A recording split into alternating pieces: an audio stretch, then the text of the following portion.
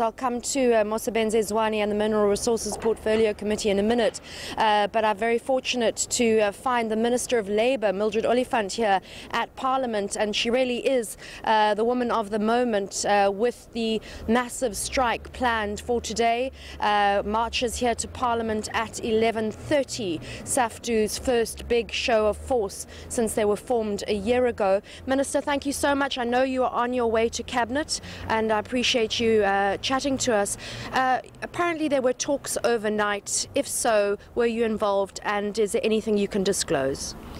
The talks that I was having was the negotiations in the bus sector. So yes, there is a progress, I must say, but we're still going to engage with them, because I heard that they further had a deadlock on one of the issues, of which I believe that they can resolve that one. But I'm arranging that we have to go there with Minister Nzimande, because some of the issues are transport related, and therefore we are arranging that meeting. It's either today in the evening or tomorrow. So they're still arranging that meeting. But also, I must say, I'm very disappointed by SAFTU by saying they're going to have the march, because there are powers of the workers that have been taken away. I thought if the members don't understand the legislation in terms of its intention, they were supposed to ask the department. But organized labor was participating. COSATU, FEDUSA and NACTU. Unfortunately, SAFTU was not yet there. And all but NUMSA, which is the biggest union, was briefed about the amendments that we are intending to do. But in fact, I must say, in terms of the Labour Relations Act, when it comes to the balloting, that clause is there, and the unions do have those clauses in their constitutions, but not all of them.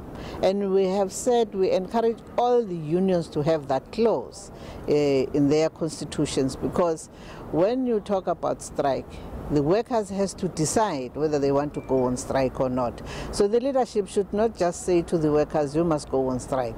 It's the right of the workers, not of the leadership. So those are the issues that we're talking about. And at the same time, they were saying, in terms of they don't want advisory arbitration, and they don't want the national minimum wage.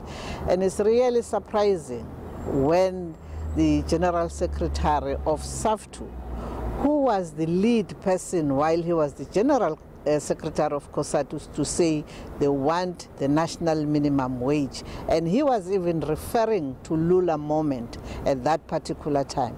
And that issue of the national minimum wage, by the way, is even in the Freedom Charter. That is the key when it comes to the rights of the workers. Now, I don't know whether they are no longer supporting the Freedom Charter. So based on the demands that emanates long time ago, we have now implemented all the clauses of the Freedom Charter, and therefore they must not mislead the workers of this country. And in fact, when you look at the national minimum wage, the way we have proposed it, we have said no worker should earn less than 20 rand per hour. And 76% of the workers in this country are not unionized or not organized. So we are looking at those vulnerable workers to say, let us protect them, particularly from exploitation, by at least having a standard of saying no worker should earn less than 20 rand per hour. Because that on its own strengthens and supports the collective bargaining. Minister, you have SAFTU saying 20 rand an hour is not enough, and then you have companies who are really suffering economically and struggling to pay their workers. How do you as government break this impasse? When it comes to the maiden wage in South Africa, that's what has informed the agreement on 20 rand per hour. If SAFTU is saying 20 rand is nothing, I can even make an example of one sector, which is auto sector. In terms of the wage agreement, they have agreed, the union, the biggest unions of SAFTU, they have agreed that workers should be paid 21.90 rand per hour. Now, when we are saying it's 20 rands, based on the median wages in South Africa, because there are still workers who are earning even less than 10 rands. And some of the vulnerable sector as well is domestic and farming sector. That's why we have said in those two sectors we need to have a phased-in approach.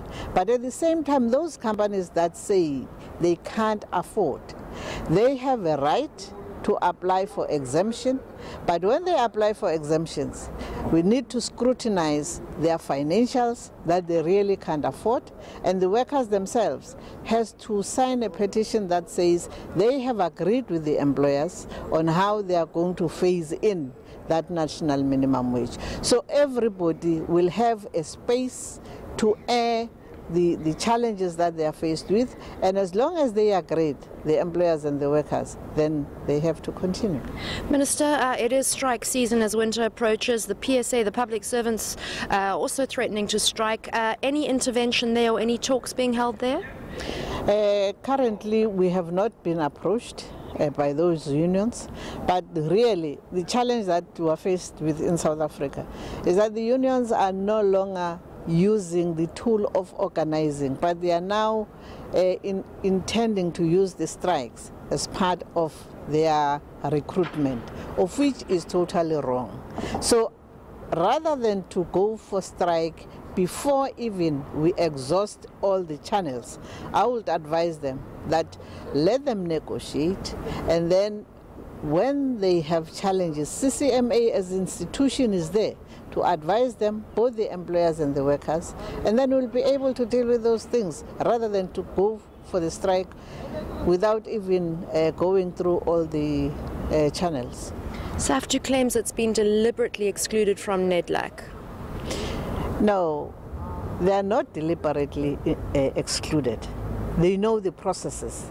They have to apply, and then NEDLAC will take a decision to say they welcome them or not. But as long as they form the threshold, I don't think that they will be excluded. Unfortunately, the problem is that they don't really disclose what are the processes that they have taken.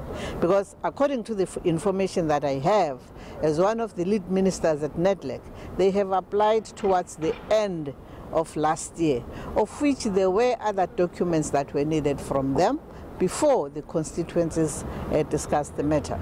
And in fact, the General Secretary of SAFTU was part of drafting the policy on how the federations must apply in order to be allowed to participate at NEDLAC. So he has to follow those channels that he was part of establishing. Minister, I can see all the cars rolling in now for Cabinet meeting at 8:30. Thank you so much for joining us. I take it that there will be discussion about today's strike at Cabinet.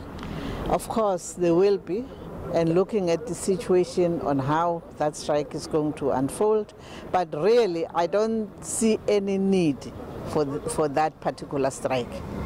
Thank you so much, Minister, for your time. I really do appreciate it, and best of luck for you and the workers today on this strike. So there you have it, Juveka, the Minister of Labour, Mildred Olifant, telling us that she does not agree with this strike.